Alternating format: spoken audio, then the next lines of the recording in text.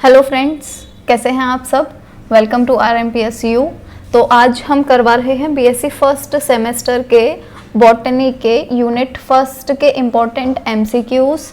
तो चलिए वीडियो करते हैं स्टार्ट। जो हमारा आज का फर्स्ट क्वेश्चन है वो है द इन्वेंटर ऑफ माइक्रोस्कोप या माइक्रोस्कोप का आविष्कार किसने किया था। ठीक, तो माइक्रोस्कोप जो है इसका आविष्कार किया था ल्यूवेनहोक ने। अगर आपको याद है, मैंने जो जूलॉजी का फर्स्ट वीडियो करवाया था उसमें बताया था कि जो ल्यूवेनहोक हैं इन्होंने ही लिविंग सेल देखी थी। ठीक है, लिविंग सेल मतलब जीवित कोशिका देखी थी इन्होंने। ठीक, तो लिविंग सेल इन्होंने देखी ही इसलिए थी क्योंकि ल्यूवेनहोक ने ना माइक्रोस्कोप की डिस्कवरी कर ली थी और इन्होंने माइक्रोस्कोप से ये लिविंग सेल देखी थी। ठीक, तो इस तरह से याद रख लीजिएगा कि ल्यूवेनहोक ने ही लिविंग सेल देखा था फर्स्ट टाइम और ल्यूवेनहोक ने ही माइक्रोस्कोप की डिस्कवरी करी थी, इसी से ही तो इन्होंने देखी थी लिविंग सेल। ठीक, नेक्स्ट क्वेश्चन है electron microscope was discovered by, यानी कि जो इलेक्ट्रॉन माइक्रोस्कोप है उसकी खोज किसने की थी, उसकी डिस्कवरी किसने की थी। ठीक, देखियो जहां पर भी इलेक्ट्रॉन आ जाए ना वहां पे रस्क का नाम तो जरूर पढ़ लीजिएगा। ठीक है, क्या पढ़ना है, रस्का या रुस्का भी बोलते हैं इनको, तो इनका नाम याद रख लीजिए। जहां भी इलेक्ट्रॉन माइक्रोस्कोप की बात हो जाए आंख बंद करके रस्का पे टिक लगा दीजिए। ठीक, यहां पर हम देखेंगे रस्का कहाँ है, तो ये रहा रस्का, तो सी ऑप्शन जो है वो हो जाएगा करेक्ट ऑप्शन। नेक्स्ट क्वेश्चन है German scientist who invented electron microscope that won him in 1986 Nobel prize for physics was, की उस जर्मन साइंटिस्ट का नाम बताना है जिसने इलेक्ट्रॉन माइक्रोस्कोप को इन्वेंट करा था, इसका आविष्कार करा था और उनको इसी के ही लिए नोबेल प्राइज भी मिला था फिजिक्स के अंदर। ठीक है, 1986 में यानी 1986 में। तो मैंने क्या बोला था, जहां पर भी इलेक्ट्रॉन माइक्रोस्कोप की बात आ जाए ना आंखें बंद करके वहां पे रस्क का नाम लिख देना है आपने। ठीक है, तो सी ऑप्शन जो है ये है रस्क, तो सी ऑप्शन जो है वो हो जाएगा करेक्ट ऑप्शन। नेक्स्ट क्वेश्चन है the resolution power of a microscope means the capacity to, जो रिजोल्यूशन पावर होती है यानी जो विभेदन शक्ति होती है सूक्ष्मदर्शी की, उसका मतलब क्या होता है। ठीक, देखिए यहाँ पर है मैग्नीफाइंग द इमेज, छवि को बढ़ावा देना, तो नहीं, रिजोल्यूशन पावर का मतलब ये नहीं होता है। विभेदन शक्ति है ना, विभेदन, विभेदन का मतलब क्या है, अंतर बताना। ठीक है, या रिजोल्यूशन का मतलब क्या है, अंतर बताना। तो यहाँ पे जहां पर भी अंतर दिख रहा होगा आपको उसके बीच में बस टिक लगा दीजिएगा। सेकंड है डिस्टिंग्विश बिटवीन ऑर्गेनेल, की ऑर्गेनेल के बीच में अंतर करना, नहीं, ऑर्गेनेल के बीच में अंतर करने के लिए हम इसका यूज नहीं करते हैं। थर्ड है डिस्टिंग्विश बिटवीन टू ऑब्जेक्ट, तो नहीं, ये भी नहीं है, वैसे ये भी अंतर ही बता रहे हैं दोनों, लेकिन ये भी इसके लिए भी नहीं रिजोल्यूशन पावर यूज होती है। रिजोल्यूशन पावर यूज होती है क्लोज पॉइंट के बीच में अंतर करने के लिए। ठीक है, निकटतम जो बिंदु होते हैं उनके बीच में अंतर करने के लिए रिजोल्यूशन पावर जो होती है, इसी की वजह से ही निकटतम बिंदुओं के बीच में अंतर कर सकते हैं। तो जो डी ऑप्शन है वो हो जाएगा करेक्ट ऑप्शन।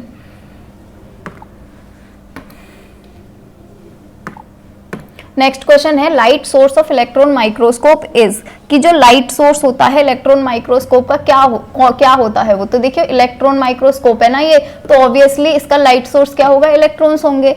नेक्स्ट क्वेश्चन है naturally occurring oil commonly used in immersion object lenses is, कि एक विसर्जन वस्तुनिष्ठ लेंस में किसका इस्तेमाल होता है या कौन से तेल का इस्तेमाल होता है, ये याद कर लीजिएगा, बहुत इंपॉर्टेंट है, आ सकता है। ये सिडार का जो तेल होता है इसको यूज करते हैं हम इमर्जन के लिए। ठीक, या देवदार भी बोलते हैं इसको हिंदी में। नेक्स्ट क्वेश्चन है microtome is commonly used in the study of, अब देखिए माइक्रोस्कोप आपने पढ़ा है, माइक्रोब्स पढ़े हैं, माइक्रोटोम आ गया होगा नया टर्म। तो माइक्रोटोम क्या होता है, ये एक चाकू जैसा होता है, ब्लेड जैसा होता है ना। और ये जो ब्लेड जैसा है ये यूज किस लिए आता है, तो ये यूज आता है चीजों को काटने के लिए। जैसे सोचो अगर हमें सेल की स्टडी करनी है, तो जैसे ये सेल है इसकी अगर हमें स्टडी करनी है तो इसकी अगर सोचो सेल मेम्ब्रेन की स्टडी करनी है तो इसको बीच में से काटना पड़ेगा ना, तब तो हम इसकी स्टडी कर पाएंगे। किसी भी ऑर्गेनेल की करनी है, इसके अंदर ये माइटोकॉन्ड्रिया है, इस माइटोकॉन्ड्रिया की स्टडी करनी है तो इसको पहले काटना पड़ेगा ना। तो माइक्रोटोम जो है यही ही यूज करा जाता है काटने के लिए। माइक्रोटोम समझो माइक्रो साइज की जो चीजें होती हैं उनको काटने के लिए यूज करा जाता है। जो सूक्ष्म चीजें होती हैं उनको काटने के लिए माइक्रोटोम का यूज करते हैं, चाकू की तरह। ठीक, तो देखिए अभी यहां से ही आपको समझ आ जाएगा किसके लिए यूज करेंगे, इसका हिस्टोलॉजी के लिए यूज करेंगे, है ना। हिस्टोलॉजी का मतलब क्या होता है, जो भी टिश्यूज होते हैं या सेल्स होते हैं उनकी स्टडी जब भी हमें करनी होती है उसके लिए। पैथोलॉजी का मतलब क्या होता है, पैथोलॉजी का मतलब सिंपल होता है किसी बीमारी का पता लगाना, है ना। माइक्रोबायोलॉजी का मतलब आपको पता ही है, माइक्रोब्स के बारे में स्टडी करना। फिजियोलॉजी का मतलब जो बॉडी फंक्शन करती है, कैसे करती है, उसकी फिजियोलॉजी के बारे में पता लगाना। हिस्टोलॉजी का मतलब क्या होता है, सेल्स या फिर टिश्यूज जो हैं उनको काट काट के उनकी स्टडी करना। तो इसमें क्या हो जाएगा correct option, option number D. Next जो क्वेश्चन है वो है मैग्निफिकेशन रेंज जो होती है लाइट माइक्रोस्कोप की वो कितनी होती है। ठीक है, तो देखिए मैग्निफिकेशन रेंज लाइट माइक्रोस्कोप की, जो लाइट माइक्रोस्कोप होता है ना ये हल्का माइक्रोस्कोप होता है ना। तो इसकी जो मैग्निफिकेशन रेंज होती है वो होती है 1000x से 2000x, यानी 1000 गुना से 2000 गुना तक बढ़ा के देख सकते हैं। और ये बहुत हल्का है तो इसमें सिर्फ इतना ही गुना बढ़ाकर ही देख सकते हैं, ज्यादा नहीं देख सकते। तो नेक्स्ट क्वेश्चन है the resolving power of light microscope is. ठीक है, वहां पर थी मैग्निफिकेशन पावर। मैग्निफिकेशन आपको याद रखना है 1000 से 2000x तक दे सकते हैं, इतना गुना तक बढ़ाकर देख सकते हैं। ये कौन सी है, ये है मैग्निफिकेशन पावर। ठीक है, यहाँ पर है रिजॉल्विंग पावर। ठीक, विभेदन क्षमता होती है रिजॉल्विंग पावर। तो जो विभेदन क्षमता होती है वो कितना होती है, 0.2 माइक्रोन होती है। बी ऑप्शन जो है वो हो जाएगा करेक्ट ऑप्शन। नेक्स्ट क्वेश्चन है maximum resolution power of a microscope is, की जो मैक्सिमम रिजोल्यूशन पावर होती है यानी जो सबसे अधिक विभेदन शक्ति होती है सूक्ष्मदर्शी की, वो किस लाइट के अंदर दिखती है हमें, तो सबसे ज्यादा दिख सकती है ब्लू लाइट के अंदर। ठीक, नेक्स्ट क्वेश्चन पढ़ेंगे। तो नेक्स्ट क्वेश्चन है when the power of ocular lens is 10x, की अगर ऑक्यूलर लेंस जो है उसका पावर है, उसकी शक्ति है 10x यानी 10 गुना, और जो ऑब्जेक्टिव लेंस है इसकी पावर है 20x यानी कि 20 गुना। ठीक है, तो मैग्निफिकेशन पावर कितनी होगी, ठीक ये बताना है हमें, उसकी मैग्निफिकेशन पावर कितनी होगी यानी कि आवर्धन कितना होगा या कितने गुने तक हम उसको बढ़ाकर देख सकते हैं चीज को। तो देखिए सिंपल सा होता है, इन दोनों की करनी होती है हमें मल्टीप्लिकेशन। इन दोनों की मल्टीप्लिकेशन करेंगे यानी गुणा करेंगे, कितना आएगा 20 का 10 में गुणा करके आएगा, कितना आ जाएगा 200 आ जाएगा। ठीक है, तो इसको हम कितना गुना तक बढ़ा के देख सकते हैं, इसको देख सकते हैं 200 गुना तक। तो बी जो ऑप्शन है वो हो जाएगा करेक्ट। यहाँ पर अगर कुछ और भी आ जाता है तो आपको सिंपल कुछ नहीं करना होता है, आपको सिंपल मल्टीप्लिकेशन करनी होती है यानी गुणा करना होता है सिर्फ। ठीक है, तो वो आप कर लीजिएगा अगर और भी कोई वैल्यू आ जाती है तो।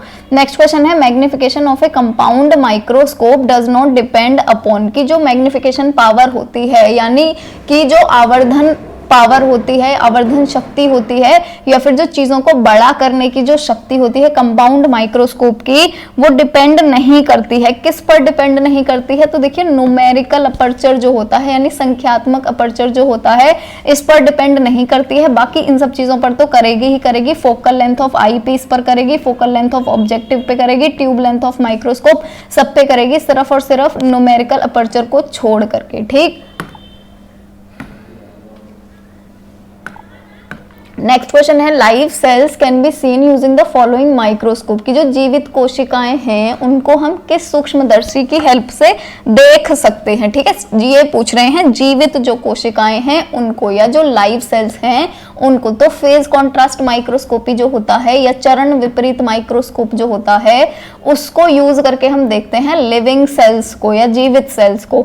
नेक्स्ट क्वेश्चन है in which instrument cell surface is observe, cell का जो सरफेस होता है यानी जो सेल मेम्ब्रेन होता है उसको हम किसके अंदर देख सकते हैं, तो SEM जो होता है स्कैनिंग इलेक्ट्रॉन माइक्रोस्कोप होता है, इसका पूरा नाम स्कैनिंग इलेक्ट्रॉन माइक्रोस्कोप ये होता है इसका पूरा नाम, और हम इसकी हेल्प से देख सकते हैं जो सेल वॉल होती है उसको। ठीक है, बहुत अच्छा होता है स्कैनिंग इलेक्ट्रॉन माइक्रोस्कोप। तो नेक्स्ट क्वेश्चन है to determine the ultrastructure of a cell the most common method used in ultrastructure. अगर हमें पता करनी है सेल की अल्ट्रा स्ट्रक्चर का मतलब क्या है, जैसे आप सेल मेम्ब्रेन पढ़ते हो, सेल मेम्ब्रेन के अंदर पढ़ते हो कि फॉस्फोलिपिड बाइलेयर होती है और इसके अंदर ऐसे प्रोटीन भी अटैच होते हैं, उनके ऊपर थोड़ा कार्बोहाइड्रेट भी होता है, तो ये हो गई अल्ट्रा स्ट्रक्चर। ठीक है, अल्ट्रा स्ट्रक्चर का जो हिंदी होता है वो क्या होता है, पूर्ण संरचना। ठीक है, पूर्ण संरचना अगर आप देखना चाहते हैं तो किसकी हेल्प से सबसे अच्छे तरीके से देख सकते हैं। ठीक, तो देखिए सबसे ज्यादा अच्छा काम जो करता है ना यहाँ पर वो होता है इलेक्ट्रॉन माइक्रोस्कोप। इलेक्ट्रॉन माइक्रोस्कोप बहुत ही अच्छा होता है। तो नेक्स्ट क्वेश्चन है the ability of microscope to distinguish two object into two separate object is called, कि उस एबिलिटी का नाम बताना है माइक्रोस्कोप की, या उस क्षमता का को बताना है जो डिस्टिंग्विश करती है यानी अंतर करती है दो ऑब्जेक्ट के बीच में, दो separate object, two object into two separate object, दो ऑब्जेक्ट को दो सेपरेट ऑब्जेक्ट के अंदर डिस्टिंग्विश कर देती है।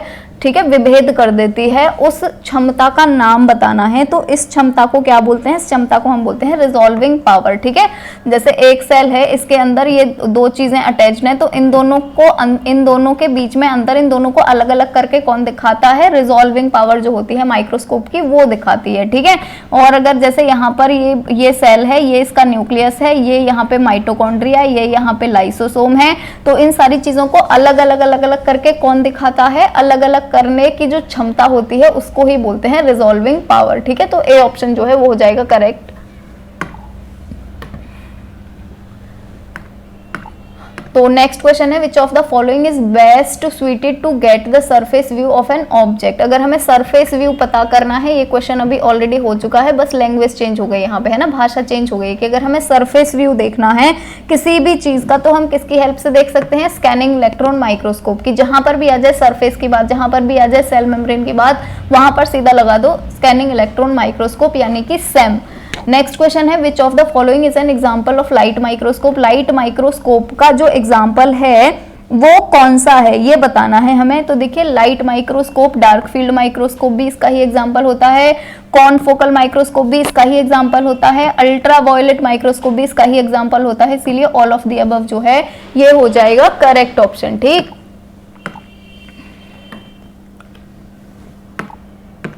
नेक्स्ट क्वेश्चन है द इलेक्ट्रॉन पास्ड कॉल्ड। जो इलेक्ट्रॉन पास हो जाते हैं उनको क्या बोलते हैं। तो देखिए जहां से इलेक्ट्रॉन का सोर्स है, यहां से जब इलेक्ट्रॉन निकल रहे हैं इनको बोलते हैं प्राइमरी इलेक्ट्रॉन। ठीक है, और जब जैसे ये ऑब्जेक्ट है, जो भी है सेल है, वेल है, जिसको भी हम ऑब्जर्व कर रहे हैं, जब ये इलेक्ट्रॉन यहाँ से पास होने के बाद यहाँ पे निकल जाएंगे, इन निकले हुए इलेक्ट्रॉन्स को हम बोलते हैं सेकेंडरी इलेक्ट्रॉन्स। ठीक, ये याद रखिएगा, सोर्स से निकलेंगे मतलब प्राइमरी हैं, और जब ऑब्जेक्ट से निकल जाएंगे मतलब वो सेकेंडरी हैं। तो यहाँ पर लिख रहा है जो पास हो जाते हैं, ठीक है, या पारित हो जाते हैं, उन इलेक्ट्रॉन्स को क्या कहते हैं, तो उनको हम बोलते हैं सेकेंडरी इलेक्ट्रॉन्स। नेक्स्ट क्वेश्चन है two electrode of pH meter are connected to, कि जो दो इलेक्ट्रोड होते हैं पीएच मीटर के वो किससे कनेक्ट होते हैं, तो ये गैल्वेनोमीटर से कनेक्टेड होते हैं। नेक्स्ट क्वेश्चन है calomel electrode are commonly used as. Calomel electrode जो होते हैं वो कैसे यूज होते हैं, तो कैलोमल इलेक्ट्रोड जो होते हैं ये बहुत ही ज्यादा अच्छे रेफरेंस इलेक्ट्रोड होते हैं। ठीक, तो ये इसमें हो जाएगा B option correct. Next question है which electrode is sensitive to hydrogen ion. Hydrogen ion के लिए कौन सा इलेक्ट्रोड सेंसिटिव होता है, तो ग्लास इलेक्ट्रोड जो होता है ये हाइड्रोजन आयन के लिए सेंसिटिव होता है। नेक्स्ट क्वेश्चन है reference electrode of pH metre consist of. जो रेफरेंस इलेक्ट्रोड होता है पीएच मीटर का, जैसे दो टाइप के होते हैं ना इलेक्ट्रोड, एक रेफरेंस इलेक्ट्रोड होता है और एक हाइड्रोजन इलेक्ट्रोड होता है ना। तो इसमें रेफरेंस इलेक्ट्रोड के बारे में पूछ रहे हैं कि रेफरेंस इलेक्ट्रोड जो होता है उसके अंदर क्या होता है, पीएच मीटर का जो रेफरेंस इलेक्ट्रोड होता है उसके अंदर। ठीक, फर्स्ट ऑप्शन है मर्क्यूरी, तो मर्क्यूरी भी होता है, सेकंड है मर्क्यूलस क्लोराइड ये भी होता है, और थर्ड है सिल्वर क्लोराइड तो ये भी होता है। और जो तीनों रेफरेंस इलेक्ट्रोड होते हैं ये उन तीनों के ही अंदर का जो वो भरे रहते हैं, सॉल्यूशंस भरे रहते हैं, ये उनके ही नाम है। तो जो ऑल ऑफ द अबव है ये हो जाएगा करेक्ट ऑप्शन। नेक्स्ट क्वेश्चन है in x-ray crystallography what is studies. X-ray crystallography जो होता है इसके अंदर क्या स्टडी करा जाता है, तो देखिए एक्सरे क्रिस्टलोग्राफी होती है ना, ये सबसे पहले तो जो सॉलिड चीजें होती है ना उनकी स्टडी करने के लिए करी जाती है। पहली चीज तो ये समझ लीजिए। अब जो भी 3D सॉलिड होते हैं ना, उनकी स्टडी के लिए हम इसका यूज करते हैं। जैसे कि जो बोन्स होती हैं उनके लिए भी तो हम एक्सरे करवाते हैं। अगर किसी की हड्डी टूट गई है हम एक्सरे ही तो करवाते हैं, और हड्डियों का स्ट्रक्चर 3D ही तो है, तो सिंपल याद रखो। और हड्डियां सॉलिड भी होती हैं, तो ये चीज याद रखो। अब देखिए यहाँ पर है 3D structure of macromolecules. 3D structures जो होती हैं मैक्रोमोलिक्यूल्स की, या जो 3D संरचना होती है मैक्रो अणुओं की, बड़े अणुओं की, उनकी स्टडी करने के लिए यूज करते हैं एक्सरे क्रिस्टलोग्राफी का। नेक्स्ट क्वेश्चन है Watson and Crick used one of the following to propose double helical model DNA. जो वॉटसन और क्रिक ने जो डीएनए के डबल हेलिकल की ये वाला स्ट्रक्चर है डीएनए का, इसकी जो स्टडी करी थी वो किसको यूज करके करी थी? तो एक्सरे डिफ्रैक्शन मेथड को यूज करके करी थी वॉटसन और क्रिक ने डीएनए की स्टडी। ठीक है, तो ये वाला क्वेश्चन थोड़ा इंपॉर्टेंट है, याद रखिएगा ये। नेक्स्ट क्वेश्चन है different component of a cell extract can be separated and identified by using electrical current by method called. कि जो विद्युत धारा का उपयोग करके एक सेल के, यानी कि एक कोशिका के, ठीक है, एक कोशिका के एक्सट्रैक्ट के विभिन्न घटकों को अलग किया जा सकता है और पहचाना जा सकता है। किसके द्वारा पहचाना जा सकता है? ठीक है, तो इलेक्ट्रोफोरेसिस जो होता है इसके द्वारा हम पहचान सकते हैं सेल के सारे कंपोनेंट को, यानी कोशिकांग जितने भी हैं, चाहे वो माइटोकॉन्ड्रिया हो, न्यूक्लियस हो, लाइसोसोम हो, जितनी भी चीजें हैं सबको अलग करके सबको पहचान सकते हैं हम इलेक्ट्रोफोरेसिस के थ्रू। नेक्स्ट क्वेश्चन है full name of page is. जो पेज होता है उसका फुल नाम क्या होता है? तो देखिए पेज का फुल नाम जो होता है वो होता है पॉलीएक्राइल अमाइड जेल इलेक्ट्रोफोरेसिस। तो बी ऑप्शन जो है ये हो जाएगा करेक्ट ऑप्शन। नेक्स्ट क्वेश्चन है in SDS PAGE of protein separation one SDS molecule will bind to. एक एसडीएस का जो मॉलिक्यूल है वो कितने अमाइनो एसिड से बाइंड करता है ये बताना है। ठीक है, तो एक जो एसडीएस का मॉलिक्यूल होता है ना, ये 4 अमाइनो एसिड से बाइंड हो जाता है। तो यहाँ ढूंढिए 4 किधर है?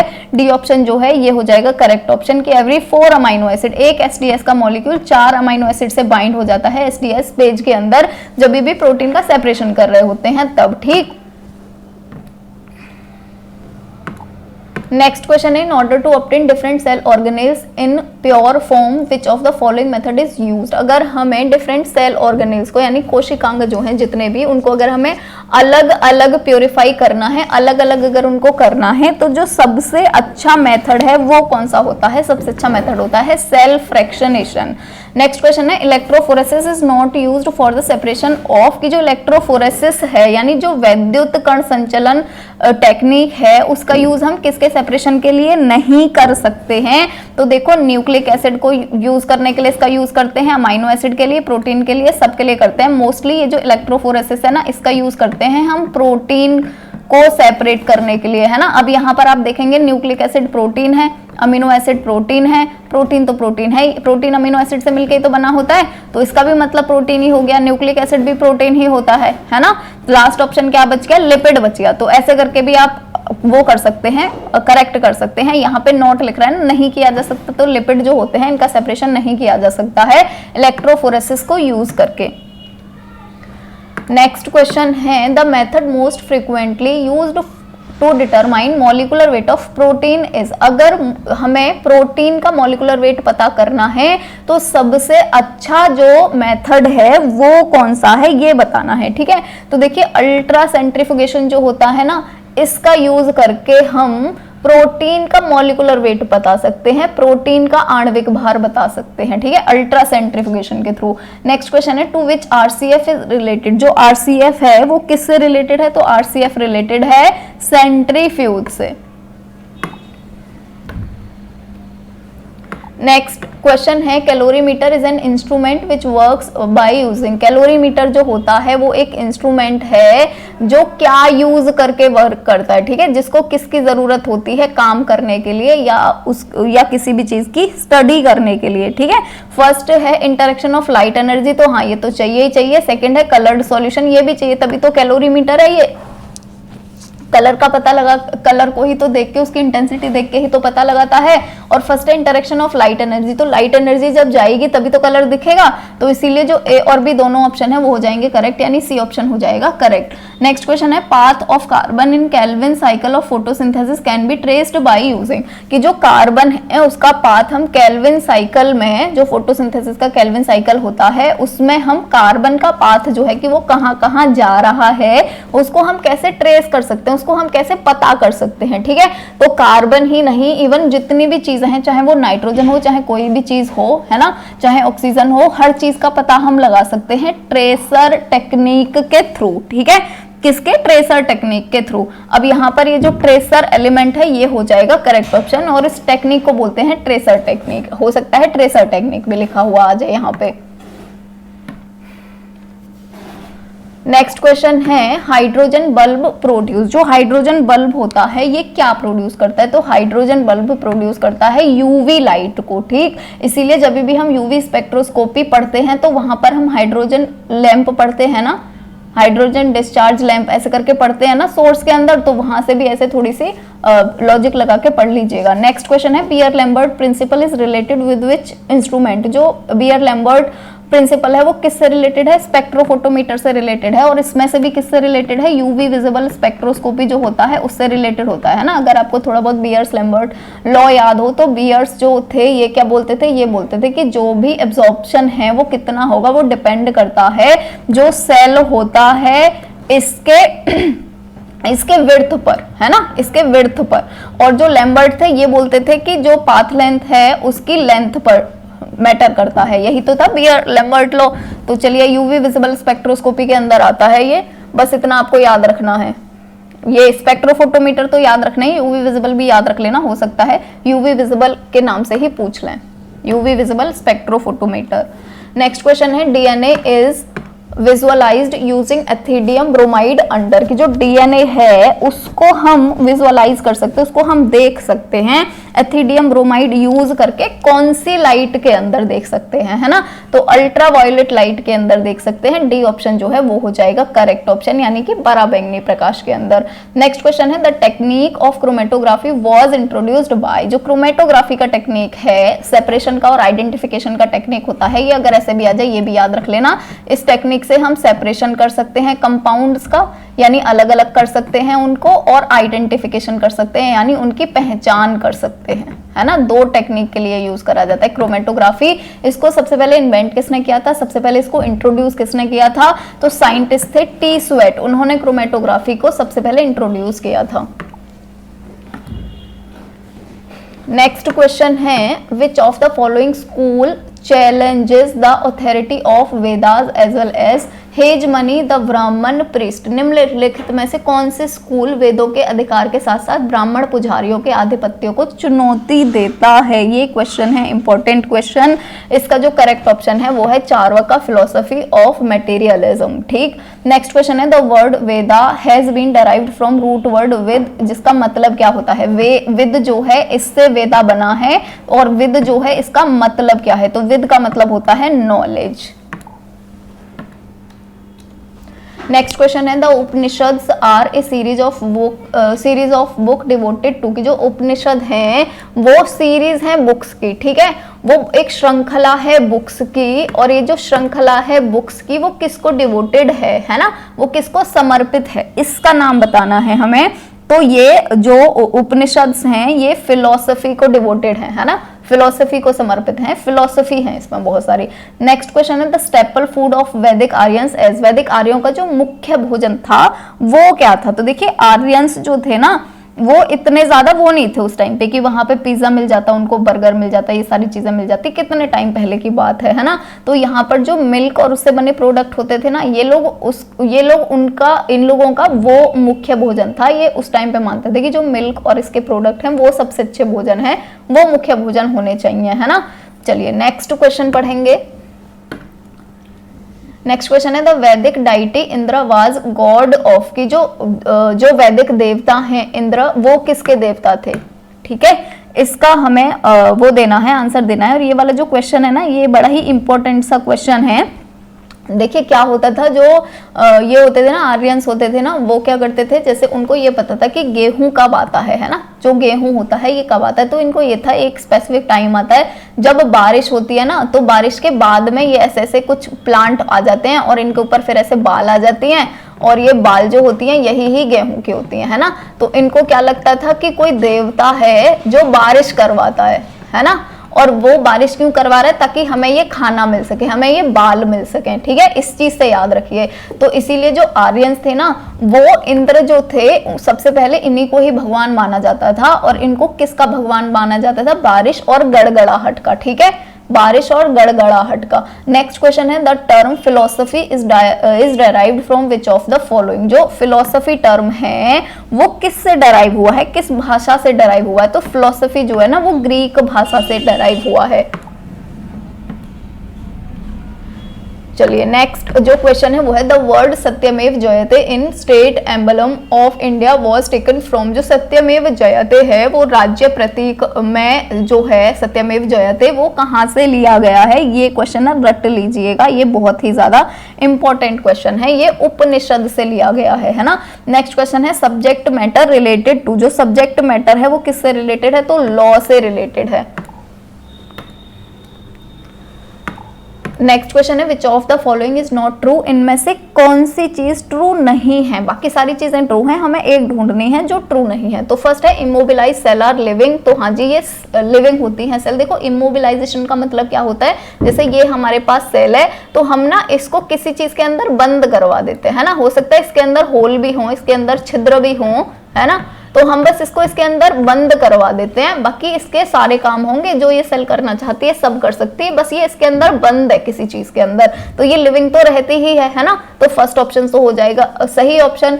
नेक्स्ट है, immobilize cell retain enzymatic activity, तो हाँ इनके अंदर एंजाइमेटिक एक्टिविटी भी होती है, जैसे मैंने बोला ये सेल को जितने काम करने हैं ना ये सारे काम कर सकती है, बस ये किसी चीज के अंदर हम इसको बंद करवा देते हैं। जैसे सोच लो आपको किसी कमरे के अंदर बंद कर दिया है, तो आपको जो करना है, खाना है पीना है जो भी करना है आप रूम के अंदर कर सकते हैं ना, नहा सकते हैं, जो करना है कर लीजिए, रूम के अंदर ही रह के करना है, वो चीज सोचिए, इमोबिलाइजेशन का मतलब होता है वो, है ना। तो इमोबिलाइज सेल लिविंग होंगी, लिविंग ही होंगी, आप रूम के अंदर अगर बंद कर दिया तो मर थोड़े ना जाएंगे, जिंदा तो रहेंगे। नेक्स्ट है, इमोबिलाइज सेल जो है उनके अंदर एंजाइमेटिक एक्टिविटी होती है, तो हाँ बिल्कुल होती है, अगर हम कमरे के अंदर बंद है तो हमारी सारी चीजें होंगी ना, हमें सांस भी आ रही होगी, हमारा हार्ट ब्लड भी पंप कर रहा होगा, हम सारी की सारी चीजें कर रहे होंगे, हमारा भोजन भी पच रहा होगा इंटेस्टाइन के अंदर, तो सारी की सारी चीजें हो रही होंगी, वैसे ही सेल के अंदर भी सारी की सारी चीजें हो रही हैं। थर्ड जो ऑप्शन है वो है, इट जो कैरियर्स होते हैं, कैरियर्स का मतलब क्या होता है, जिसके अंदर हमने बंद कराए ना इसको हम बोलते हैं कैरियर, ठीक है, इसी को ही क्या बोलते हैं, इसी को ही हम बोलते हैं कैरियर या फिर परिवहन। ये जो कैरियर है वो यूज करे जाते हैं ट्रांसपोर्ट करने के लिए एक्टिव सेल को डिफरेंट ज्योग्राफिकल एरियाज को, तो नहीं, इसको हम पता है कैरियर को मोस्टली क्यों यूज करते हैं, ताकि ये जो सेल है ना इसको जितने भी काम हमें इससे करवाने हम सारे के सारे अंदर ही करवा लेते हैं, तो बाहर जितनी भी चीजें ना वो खराब नहीं होती इस सेल की वजह से। और जैसे इस सेल से हमें जो भी चीज प्रिपेयर करवानी है हम करवा लेते हैं, जैसे यहाँ पर सपोज करो यहाँ पर हमने इस सेल को डाल दिया है और ये बंद है इसके अंदर, है ना, तो यहाँ पर इसके जितनी भी चीजें करनी होंगी ना इसको ये कर देगी सारी की सारी चीजें, और फिर हम आसानी से कैरियर की हेल्प से इसको बाहर निकाल लेंगे, है ना। तो यहाँ इसने क्या करा, ये जो हमारा सॉल्यूशन था इसको खराब नहीं किया, ये अपना पूरा काम करके ना बाहर निकल गया। तो हम इसको मोस्टली इसलिए यूज करते हैं, इसलिए नहीं कि हमें अगर अमेरिका पहुंचाना है तो कैरियर में बंद करके पहुंचा दो, इसलिए नहीं यूज करते। तो इसलिए जो सी ऑप्शन है वो हो जाएगा इसका करेक्ट ऑप्शन।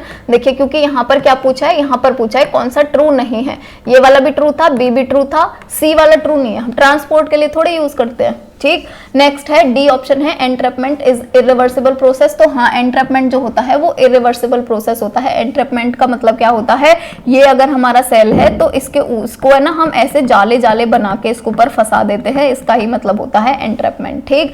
नेक्स्ट है आयुर्वेदा जो है इसकी ओरिजिन कहाँ से हुई है, कहाँ से आया है आयुर्वेदा, तो देखिए अथर्ववेद जो है ना, ये जो 4 वेद हैं ऋग्वेद सामवेद यजुर्वेद अथर्ववेद, उसमें से अथर्ववेद के बहुत सारे बुक्स हैं, उनमें से एक बुक का नाम है आयुर्वेद, ठीक। नेक्स्ट क्वेश्चन है द पॉपुलर असेंबलीज ऑफ वैदिक पीरियड वर। जो पॉपुलर असेंबलीज होती थी, असेंबलीज का मतलब क्या है, लोग जब इकट्ठे होते थे, ठीक है, जब उनकी सभा बनती थी तो वो सबसे ज्यादा पॉपुलर जो थी, यानी सबसे ज्यादा जो लोकप्रिय थी वो कौन सी थी, तो सभा और समिति जो थी ना, ये सबसे ज्यादा होती थी वैदिक पीरियड के अंदर, ठीक। नेक्स्ट है द वैदिक आर्यंस फर्स्ट। जो वैदिक आर्यंस थे वो सबसे पहले कहां पर आए थे, ठीक है, तो सप्त सिंधु जो है यहां पर आए थे सबसे पहले, और इसीलिए इनको यही ही बोलते हैं, सप्त सिंधु ही बोलते हैं यहाँ के वाले उनको, आर्यंस को, है ना। नेक्स्ट क्वेश्चन है the first to invade India were the. जो सबसे पहले इन्वेड करा था इंडिया के अंदर, जो सबसे पहले आक्रमण किया था इंडिया के अंदर, वो किसने किया था, तो सबसे पहले इंडिया के अंदर आए थे आर्यंस ही, ठीक है। उसके बाद में ये ग्रीक, पर्शियन, अरब्स, ये तो बहुत बाद में आए हैं, आर्यंस आए थे सबसे पहले इंडिया के अंदर। नेक्स्ट है the philosophical essence the world is but God manifest and God is my own soul may be traced to the. जो दार्शनिक सार है कि दुनिया है लेकिन ईश्वर प्रकट है और ईश्वर मेरी अपनी आत्मा है, इसका पता लगाया जा सकता है। इसका पता किसके द्वारा लगाया जा सकता है, तो उपनिषद जो है ना, इनके द्वारा पता लगाया जा सकता है। नेक्स्ट क्वेश्चन है which one of the following Vedas contain sacrificial formula. जो सैक्रिफाइशियल फॉर्मूला होता है, यानी जो यज्ञ सूत्र होते हैं, जो यज्ञ के बारे में कि कैसे करना चाहिए, कौन से वाले मंत्र होंगे, कितने टाइम करना चाहिए, कैसे सामग्री देनी है, वो वाली जो सारी की सारी चीजें हैं वो किसके अंदर दी हुई हैं, तो देखिए जो यजुर्वेद है ना, इसके अंदर सारी की सारी विधियां दी हुई हैं। यजुर का मतलब समझ लीजिए विधियां, ठीक है, कैसे पूजा करनी है, क्या करना है, सारी की सारी चीजें यजुर्वेद के अंदर दी हुई हैं। नेक्स्ट जो क्वेश्चन है ये है the crop which was not known to Vedic people is. उस क्रॉप का नाम बताना, उस फसल का नाम बताना है जो वैदिक जो लोग थे, जो वैदिक पीरियड वाले लोग थे, उनको नहीं पता था किस फसल के बारे में, ठीक है। देखिए वीट, तो सबसे पहले वीट का ही पता लगाया था आर्यंस ने, सबसे पहले ये वीट के बारे में ही जाने थे। फिर बर्ली और क्रॉप के बारे में भी जान गए थे। किसके बारे में नहीं जानते थे, टोबैको के बारे में नहीं जानते थे। इसीलिए जो यहाँ के लोग थे वो सबसे ज्यादा अच्छे थे, सबसे ज्यादा स्वस्थ थे, क्योंकि टोबैको के बारे में जानते ही नहीं थे, टोबैको कोई खाता ही नहीं था, ठीक है। तो यहाँ पर जो करेक्ट ऑप्शन है वो कौन सा हो जाएगा, करेक्ट ऑप्शन हो जाएगा ऑप्शन नंबर डी। ये टोबैको के बारे में नहीं जानते थे बिल्कुल भी। नेक्स्ट क्वेश्चन है which of the following craftsman was not practised by the Aryans. इनमें से कौन सा वाला शिल्प कौशल, क्राफ्टमैन कौन सा वाला शिल्प कौशल या फिर कौन सा क्राफ्टमैन जो था वो प्रैक्टिस नहीं किया गया था या अभ्यास नहीं किया गया था या उस टाइम पे नहीं होता था, ठीक है। ये जो वो है वो बताना है हमें। तो देखिए पॉटरी जो थे, ये तो मिट्टी के बर्तन तो भर भर के थे उस टाइम पे, और मिट्टी के बर्तनों में ही खाते थे। आभूषण भी थे जिनमें कि लोहे के आभूषण सबसे ज्यादा होते थे, है ना, और इतनी ज्यादा चीजों की तब तक वो नहीं हुई थी, डिस्कवरी नहीं हुई थी। जो बढ़ईगिरी थी वो भी थी, जो लोहार था ना ये नहीं था उस टाइम पे, है ना। तो इसका जो करेक्ट ऑप्शन है वो क्या हो जाएगा, ब्लैक स्मिथ हो जाएगा, यानी कि लोहार हो जाएगा। नेक्स्ट क्वेश्चन है division of the Vedic society into 4 classes is clearly mentioned in the. कि जो वैदिक सोसाइटी है उनको 4 क्लासेस में रखा जाएगा, वही जो होते हैं 4 क्लासेस, है ना। कौन कौन से होते हैं, ब्राह्मण, क्षत्रिय, वैद्य, शूद्र जो होते हैं 4 क्लास। वो जो चारों के चारों क्लास हैं वो किसके अंदर दिए हुए हैं, है ना। तो ये दिए हुए हैं पुरुष सूक्त ऑफ ऋग्वेद। ऋग्वेद के जो पुरुष सूक्त है उसके अंदर ये 4 के 4 क्लास दिए गए। इन चारों क्लास का नाम भी याद रख लेना, कौन कौन से हैं, ब्राह्मण, क्षत्रिय, वैश्य एंड शूद्र। इनका भी नाम याद रख लीजिएगा कि ये चारों कौन कौन से थे, ठीक। तो नेक्स्ट जो क्वेश्चन है वो है which of the following are essentially books of ritual. इनमें से कौन सी एसेंशियली बुक्स थी रिचुअल्स की, ठीक है, कर्मकांड जो थे उनकी अनिवार्य पुस्तकें जो थी कौन सी थी, है ना, ये इसके बारे में बताना है। नेक्स्ट क्वेश्चन, तो जो एसेंशियल बुक्स थी रिचुअल्स की, रिचुअल्स का जो भी चीजें होती थी, पूजा वूजा जो होना है, किस टाइम पे होना है, क्या होना है, उन सबको बोलते हैं रिचुअल्स। तो जो ब्राह्मणास थे ये थे एसेंशियल बुक रिचुअल्स की, है ना, क्योंकि ब्राह्मणास जो ब्राह्मण जो होते थे, ऐसे करके याद रख लेना, ब्राह्मण जो होते थे वही तो बताते थे कौन से दिन दिवाली मनानी है, कौन से दिन होली मनानी है, कौन से दिन क्या करना है। तो जो रिचुअल्स की जो बुक्स हैं वो कौन सी हैं, ब्राह्मणास है। नेक्स्ट है the Atharvaveda does not discuss the ideal of. जो अथर्ववेद है वो डिस्कस नहीं करता किसका आइडियल, है ना, अथर्ववेद या फिर किसके आदर्श की चर्चा नहीं करता है, हमें ये बताना है। तो जो मोक्ष है ना इसके बारे में नहीं बताता है अथर्ववेद, ठीक है। बाकी कर्म, जनन और उपसन इन तीनों के बारे में बताता है, कर्म और ज्ञान और उपासना तीनों के बारे में बताता है, बस मोक्ष के बारे में नहीं बताता है। नेक्स्ट क्वेश्चन है Which of the following was the god of animal during the later Vedic period? जो later Vedic period था, later Vedic period का मतलब क्या हुआ, जो बाद वाला Vedic period है, सबसे ज्यादा बाद वाला या उत्तर वैदिक काल जो है, उनमें कौन नहीं था गॉड ऑफ एनिमल, ठीक है, कौन पशुओं का देवता नहीं था, ये क्वेश्चन है ना। तो इंद्र तो थे ही, इंद्र तो ये समझ लो सबसे पहले इंद्र ही थे, विष्णु भी थे और प्रजापति भी थे, कौन नहीं था, रुद्र नहीं था। तो जो करेक्ट ऑप्शन है वो क्या हो जाएगा, रुद्र हो जाएगा। नेक्स्ट क्वेश्चन है the Rigvedic Aryans were governed by, जो ऋग्वैदिक आर्यंस थे वो किसके द्वारा गवर्न होते थे, वो किसके द्वारा शासित होते थे, है ना, उनका वो कौन होता था, राजा टाइप, मतलब सैनिक टाइप कौन होता था, कौन उनके ऊपर होता था। तो ये जो मोनार्कियल गवर्नमेंट है ना ये हो जाएगा इसका करेक्ट ऑप्शन। मोनार्कियल गवर्नमेंट होती थी या राजशाही सरकार होती थी और उनसे ही वो कंट्रोल होते थे, जो ऋग्वैदिक आर्यंस होते थे वो। नेक्स्ट क्वेश्चन है इन द अर्ली वैदिक पीरियड वर्ण सिस्टम वॉज बेस्ड ऑन, कि जो अर्ली वैदिक पीरियड था, जो शुरुआती वैदिक पीरियड था ना उसी में ही बनाया गया था जो वर्ण सिस्टम था, वो जो मैं अभी बता रही थी, वो जो चार थे, ब्राह्मण, क्षत्रिय, वैद्य, शूद्र जो थे, वैश्य शूद्र जो थे, वो जो चारों के चारों थे, इन्हीं को ही वर्ण सिस्टम बोलते हैं। और ये जो वर्ण सिस्टम बनाए गए थे ना स्टार्टिंग में, वो ऑक्यूपेशन के बेस पे बनाए गए थे, कौन क्या करता है उसके बेस पे बनाए गए थे, है ना। जो पूजा पाठ करता है उसको ब्राह्मण बना दिया था, ऐसे करके बनाए थे उनके व्यवसाय के बेसिस पे। पहले ऐसे नहीं होता था जिसका जन्म जिसमें हो गया वो उसी कास्ट का हो गया, ऐसे नहीं होता था। अर्ली वैदिक पीरियड में उनके ऑक्यूपेशन के बेसिस पे 4 कैटेगरी में डिवाइड करे गए थे, ठीक। तो ऑक्यूपेशन के बेसिस पे यानी उनके व्यवसाय के बेसिस पे या फिर जो वो काम करते थे उसके बेसिस पर बनाए गए थे वर्ण सिस्टम। नेक्स्ट क्वेश्चन है दिस वैदिक God was a breaker of the forts and also a war of God, की हमें उस वैदिक देवता का नाम बताना है जो दुर्गों को तोड़ने वाले या युद्ध देवता, है ना, इनके नाम से जानते थे हम उनको। तो वो जो गॉड हैं वो कौन से हैं, इंद्र। देखिए वैदिक गॉड की अगर जहां भी बात आ जाए ना, इंद्र अगर वहां पे लिखा हुआ है तो सबसे पहले तो इंद्र ही वो कर दो, क्योंकि इनके सबसे पहले जो गॉड थे ना वो इंद्र ही थे। तो नेक्स्ट क्वेश्चन है which of the following Vedas deal with magic spells and which craft, इनमें से कौन सा वेद जादू मंत्र और जादू टोना से संबंधित है ये बताना है, ठीक है। तो जो अथर्व वेद है ना यही ही रिलेटेड है जादू टोने से। नेक्स्ट क्वेश्चन है which of the following god lost his importance as the first deity during the later Vedic period, इन चारों में से कौन सा ऐसा गॉड है जो लेटर वैदिक पीरियड आते आते यानी उत्तर वैदिक काल आते आते उसकी इंपॉर्टेंस खत्म हो गई थी, है ना, उसकी जो महत्व है वो खत्म हो गया था, उसका नाम बताना है, ठीक।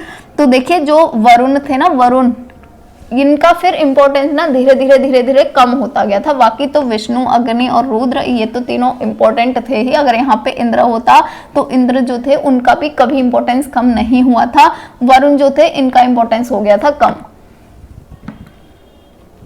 नेक्स्ट क्वेश्चन है the only Veda to have been rendered musically is, कि जो संगीतमय प्रतिपादन किया गया है वो किस वेद के अंदर किया गया है। तो देखिए संगीत जो है ना वो एस फॉर संगीत याद रख लीजिएगा, एस फॉर संगीत एंड एस फॉर सामवेद, ऐसे करके याद रख लीजिएगा, है ना। तो संगीत जो है वो किसके अंदर है, सामवेद के अंदर है, बी ऑप्शन हो जाएगा करेक्ट। नेक्स्ट क्वेश्चन है from where the famous Gayatri mantra has been taken, ये क्वेश्चन याद रखिएगा, ये बहुत इंपॉर्टेंट क्वेश्चन है कि जो गायत्री मंत्र है वो कहाँ से लिया गया है, ऋग्वेद से लिया गया है गायत्री मंत्र, ठीक है। इसको भी मैंने जो याद किया था वो ऐसे याद किया था, ऋग आ रहा है ना यहाँ पे जी, और जी फॉर क्या हो गया, गायत्री मंत्र, है ना, ऐसे करके इसको याद कर लीजिएगा क्योंकि ये कंफ्यूजिंग होते हैं, हम भूल भी जाते हैं। तो ऋग के बाद में जी आ रहा है, जी फॉर गायत्री मंत्र, ऐसे करके इसको याद कर सकते हैं। नेक्स्ट क्वेश्चन है the Veda which deals with the rituals is known as, जो रिचुअल्स के साथ में डील करता है या जो अनुष्ठानों से संबंधित है उस वेद का नाम बताना है। तो यजुर्वेद जो है ये ही संबंधित है रिचुअल्स से, यजुर्वेद के अंदर ही आती हैं। जितनी भी पूजा पाठ वाली जितनी भी चीज़ें होती हैं वो सारी की सारी यजुर्वेद के अंदर ही आती हैं, है ना। नेक्स्ट है the name of the Indian astronomer who knew 5 astronomical system who lived in 6th century was, की जो 6वीं शताब्दी में था भारतीय खगोल शास्त्री जिसने 5 खगोलीय प्रणालियों के बारे में बताया था या उनको ये जानते थे, हमें उनका नाम बताना है, ठीक है। तो देखिए कौन थे वो, वाराह मेहरा थे, ठीक है, वाराह मेहरा थे ये। और ये बहुत ही अच्छे खगोल शास्त्री से, उस टाइम पे ना इतना कुछ होता भी नहीं था, इतनी दूरबीन नहीं थे, कुछ भी नहीं था, फिर भी इन्होंने इतनी सारी चीजों के बारे में पता लगा लिया था।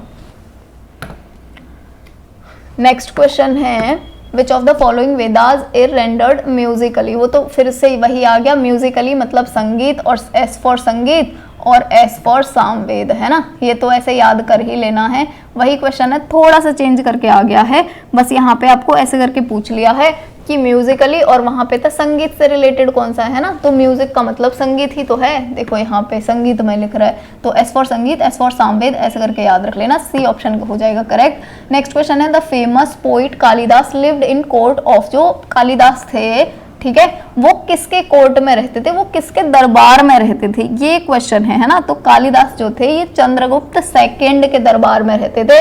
चंद्रगुप्त सेकंड जरूर याद रखिएगा, चंद्रगुप्त देखो फर्स्ट ऑप्शन में भी है चंद्रगुप्त, पर आपको याद रखना है चंद्रगुप्त सेकंड के दरबार में थे।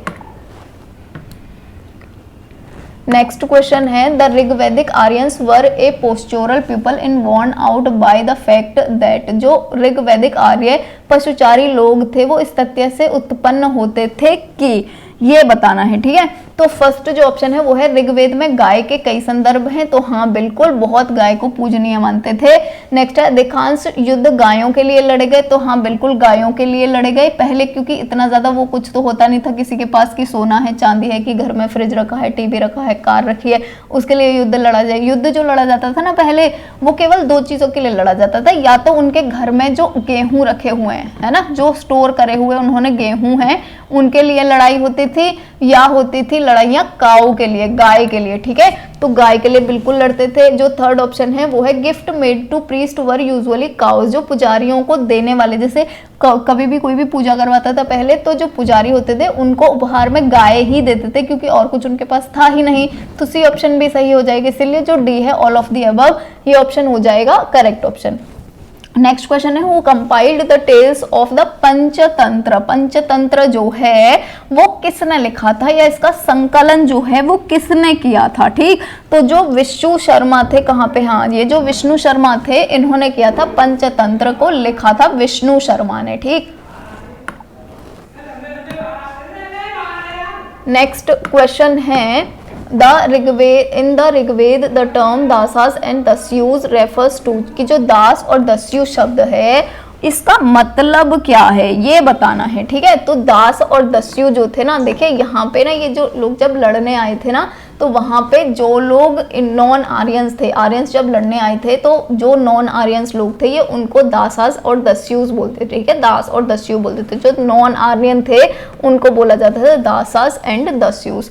नेक्स्ट है द उपनिषद आर द, जो उपनिषद हैं वो क्या हैं ये बताना है। तो जो उपनिषद हैं वो हिंदुओं की फिलोसफी है ना, तो सोर्स ऑफ हिंदू फिलोसफी।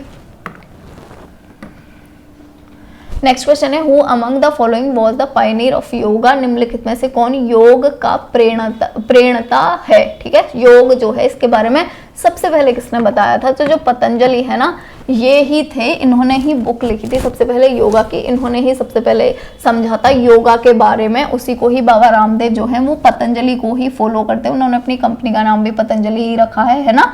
तो योगा जो थे इसके पायनियर कौन थे, इसके पायनियर थे पतंजलि। नेक्स्ट क्वेश्चन है name the temple in Cambodia where scene from Ramayana and Mahabharata are depicted, उस टेम्पल का नाम बताना है जो कंबोडिया के अंदर है, जहां रामायण और महाभारत के दृश्यों को चित्रित किया गया है, वहां पर वो सारे के सारे चित्रित हैं चीजें, ठीक है। तो देखो अंकोर वाट है ना यहाँ पर, या अंगकोर वाट भी बोलते हैं इसको, यहाँ पर सारे के सारे जितने भी चित्र है ना दीवारों पे वो सारे के सारे बने हुए हैं, ठीक। नेक्स्ट क्वेश्चन है the Upanishad are separated from the Brahmanas by treatise called, कि जो उपनिषदों को ब्राह्मण से किस ग्रंथ के द्वारा अलग किया गया है, ये क्वेश्चन है। ठीक है, तो देखियो अरण्यकाश जो है इसके द्वारा दोनों को अलग अलग किया गया है। नेक्स्ट क्वेश्चन है द फेमस वैदिक saying war begins in the minds of man, प्रसिद्ध वैदिक कहावत जो है कि मनुष्य के दिमाग में ही से ही युद्ध शुरू होता है, उसके दिमाग से ही युद्ध जो है वो शुरू होता है, ये किस में लिखा हुआ है, तो ये अथर्ववेद में लिखा हुआ है, डी ऑप्शन हो जाएगा करेक्ट ऑप्शन। नेक्स्ट क्वेश्चन है who was the eldest brother among the Pandavas, Pandava जो थे उनके सबसे बड़े भाई का क्या नाम था, तो सबसे बड़ा भाई तो युधिष्ठिर थे, है ना, ये हो जाएगा करेक्ट ऑप्शन। नेक्स्ट क्वेश्चन है the sage who is said to have aryanized South India was, जिस ऋषि के बारे में कहा जाता है कि उन्होंने दक्षिण भारत को आर्य बना दिया, ठीक है, वो कौन है, वो वाले जो गुरु हैं वो कौन है, तो अगस्त्य जो हैं इन्होंने ही बनाया था, अगस्त्य हो जाएगा करेक्ट ऑप्शन। नेक्स्ट क्वेश्चन है in which century did the first movement against Vedic ritualistic practice start, वैदिक कर्मकांड की प्रथाओं के खिलाफ पहला आंदोलन किस सदी में शुरू हुआ, कि वैदिक जितने भी प्रैक्टिस हैं या कुछ प्रैक्टिस जो हैं वो थोड़ी सी गलत हैं, उसके अगेंस्ट में जो मूवमेंट है वो कब स्टार्ट हुआ, तो 600वीं शताब्दी में सबसे पहली बार इनके अगेंस्ट में मूवमेंट स्टार्ट हुआ था। नेक्स्ट क्वेश्चन है earlier mathematician those who came from medieval Indian mathematician had taught that x upon o is equals to x, who among the following proved that it was infinity। ठीक है, तो सबसे पहले जो गणितज्ञ थे, जो मध्यकालीन भारतीय गणितज्ञों से पहले आए थे, उन्होंने सिखाया था कि x upon 0 is equals to x। निम्नलिखित में से किसने सिद्ध किया कि यह अनंत है, ठीक है, ये किसने सिद्ध किया, तो ये भास्कर जो थे इन्होंने सिद्ध किया था। नेक्स्ट क्वेश्चन है the term use to denote a group of families in the Vedic society was, वैदिक समाज में परिवारों के समूह के लिए जो शब्द यूज किया जाता था उसको क्या बोलते थे, जन बोलते थे उसको, ठीक है। नेक्स्ट क्वेश्चन है recognize the medicinal trio of ancient India from the following option, इन विकल्पों में से प्राचीन भारत की औषधीय तिकड़ी को पहचानना है, ठीक है। तो देखिए उस दिन मैं बता रही थी कि कल ही वाले वीडियो में ही बता रही थी कि जो चरक और सुश्रुत थे ना, चरक और सुश्रुत, इन दोनों ने ना बहुत अच्छा काम किया था, सुश्रुत इन दोनों ने बहुत अच्छा काम किया था मेडिसिन के ऊपर, दवाइयों के ऊपर, औषधियों के ऊपर, जो प्लांट होते हैं या पेड़ होते हैं, कौन सा वाला पेड़ को हम किस बीमारी के ट्रीटमेंट के लिए यूज कर सकते हैं, चरक और सुश्रुत ने बहुत अच्छा बताया था। सबसे पुराने तो चरक ही थे, इन्होंने सारे के सारे प्लांट के बारे में बताया था बस। जो सुश्रुत थे इन्होंने तो प्लांट के बारे में भी बताया प्लस एनिमल के बारे में भी बताया कि किस एनिमल को हम किस बीमारी में यूज कर सकते हैं, है ना। तो चरक और सुश्रुत का तो रट लो कि मेडिसिनल जहां पे भी आ गया ये दोनों तो होंगे ही होंगे। अब थर्ड जो है ये है पतंजलि, क्योंकि पतंजलि ने क्या किया था कि योग से भी हम बीमारियों को दूर कर सकते हैं। तो इसमें जो बी ऑप्शन है चरक सुश्रुत एंड पतंजलि, ये हो जाएगा करेक्ट ऑप्शन। नेक्स्ट क्वेश्चन है the Vedic religion along with its later Vedic development is actually known as, वैदिक धर्म के इसके बाद के विकासों के साथ वास्तव में जाना जाता है, किसको जाना जाता है, तो जो ब्राह्मणिज्म है ना उसको जाना जाता है। नेक्स्ट क्वेश्चन है the normal form of government during the वैदिक पीरियड वॉज, वैदिक काल में जो सरकार का सामान्य रूप था वो कौन सा था, है ना, ये बताना है। तो मोनार्की जो थी, राजशाही जो थी, वो सामान्य रूप था, राजा का बेटा राजा होगा ये, ठीक है। नेक्स्ट जो क्वेश्चन है वो है which of the following contains the famous Gayatri मंत्र, गायत्री मंत्र ये अभी दोबारा से आ गया, अभी ये थोड़ी देर पहले भी आया था। तो गायत्री मंत्र को आपको कैसे याद रखना था, मैंने बोला था गायत्री मंत्र को कैसे याद रखेंगे, अच्छा दूसरा क्वेश्चन आ गया, हाँ तो गायत्री मंत्र आ गया। ये गायत्री मंत्र को कैसे याद रखेंगे, मैंने बोला था ऋग के बाद में क्या आ रहा है, ऋग के बाद में ये आ रहा है जी, और जी फॉर क्या हो जाएगा, गायत्री हो जाएगा। तो ऐसे करके याद रखेंगे, जो फर्स्ट ऑप्शन है वो हो जाएगा करेक्ट ऑप्शन। नेक्स्ट क्वेश्चन है the earlier settlement of Aryan tribe were at, जो आर्य कबीलों की सबसे पुरानी बस्तियां जो थी वो कहां पर हैं, ठीक है। तो देखिए सप्त सिंधु जो है ये क्वेश्चन पहले भी आ चुका है, वहां पर लिखा था कि आर्यंस जो है सबसे पहले कहां पर आए थे, है ना। तो सप्त सिंधु को याद रखिए, आर्यन सबसे पहले यहाँ पर आए थे, सबसे पुरानी बस्तियां उनकी थी सप्त सिंधु में। नेक्स्ट क्वेश्चन है the first grammarian of the Sanskrit language was, जो संस्कृत भाषा के प्रथम व्याकरण थे वो कौन थे, है ना। तो देखिए पणिनि जो थे ना ये थे व्याकरण, मतलब इन्होंने ही संस्कृत जो लैंग्वेज है, संस्कृत जो भाषा है, इन्होंने इसका बहुत ज्यादा डेवलपमेंट किया था पणिनि ने, ठीक है। नेक्स्ट क्वेश्चन है the ritualistic precept pertaining to the hymns of Vedas are known as, वेदों के मंत्रों से संबंधित जो कर्मकांडीय उपदेशों को कहा जाता था, ये जो उपदेश होते थे इसमें उनको क्या बोला जाता था, उनको बोला जाता था ब्राह्मणास। नेक्स्ट जो क्वेश्चन है, अच्छा ये अभी वो नहीं हुआ, हाँ नेक्स्ट जो क्वेश्चन है वो है who among the following was not a physician, इनमें से कौन सा फिजिशियन नहीं है। तो देखिए अभी यहाँ पर है ना, ये फिर से वही ही आ गया है ना, यहाँ पे हमें बताना है कौन फिजिशियन नहीं है। फिजिशियन का मतलब क्या होता है, जो बीमारी के बारे में पता लगाता है ना, दवा के बारे में पता लगाता है वो नहीं, जो बीमारी के बारे में पता लगाता है उसको हम बोलते हैं फिजिशियन। तो यहाँ पर हमें फिजिशियन का नाम बताना है। चरक जो थे ये फिजिशियन नहीं थे, ये बीमारी के बारे में नहीं पता लगाते थे, इन्होंने बस प्लांटों की सर्च करी थी कि किसको हम किसकी बीमारी में यूज कर सकते हैं, है ना। बीमारी किसको क्या है ये नहीं ये पता लगा सकते थे, बाकी सबके सब बीमारियों के बारे में पता लगा सकते थे, ठीक। नेक्स्ट जो क्वेश्चन है वो है the family of Rigvedic Aryans was, Rigvedic Aryans जो थे इनका परिवार जो था वो कैसा था। तो जो ऋग्वैदिक आर्यंस थे ना ये पैट्रियार्कियल बन गए थे यहाँ तक आते आते, ऋग्वैदिक पीरियड तक आते आते, ठीक। तो नेक्स्ट जो क्वेश्चन है वो है द मोस्ट इंपॉर्टेंट क्राफ्टमैन इन वैदिक पीरियड वाज, वैदिक काल में जो सर्वाधिक महत्वपूर्ण शिल्पकार थे, ठीक है, सबसे अधिक जो महत्वपूर्ण शिल्पकार थे वो कौन थे। जो कारपेंटर थे ना, जो बढ़ई थे, ये सबसे ज्यादा इंपॉर्टेंट शिल्पकार होते थे उस टाइम पे। नेक्स्ट क्वेश्चन है which of the following river does not find frequent mention in Rigvedic hymns, इनमें से किस नदी का उल्लेख ऋग्वैदिक सूक्तों में बार बार नहीं मिलता है, किस नदी का, ठीक है। तो ब्रह्मपुत्र जो है ना इसका नहीं मिलता है, बाकी गंगा सिंधु सरस्वती सबका खूब मिलता है, ब्रह्मपुत्र का नहीं मिलता है। नेक्स्ट क्वेश्चन है फाइंड द ऑड वन, इनमें से हमें ऑड वन का पता लगाना है ना। अब देखिए सामवेद, यजुर्वेद और ऋग्वेद ये तो वेद हैं तीनों के तीनों, तो इसमें से ऑड क्या हो जाएगा, इसमें से जो विषम है वो क्या हो जाएगा, विष्णु पुराण हो जाएगा, है ना, क्योंकि ये अलग है। बाकी तो ये तो तीनों के तीनों वेद है ना, जो 4 वेद हैं उनमें से 3 वेद हैं, ये वाला बस सबसे अलग है। नेक्स्ट क्वेश्चन है in the Rigvedic period after the king the next most important functionary of the state was the, ऋग्वैदिक काल में जब राजा की मृत्यु हो जाती थी तो सबसे महत्वपूर्ण पदाधिकारी जो होता था वो उसकी मृत्यु के बाद में कौन होता था, है ना। तो पुरोहित जो होता था ये काम करता था राजा की मृत्यु के बाद, जब तक कि एक दूसरा राजा नहीं बन जाता, है ना। तो पुरोहित हो जाएगा करेक्ट ऑप्शन। नेक्स्ट क्वेश्चन है the origin of Hindu music could be traced to, जो ओरिजिन है हिंदी म्यूजिक की वो कहाँ से हुई है ना।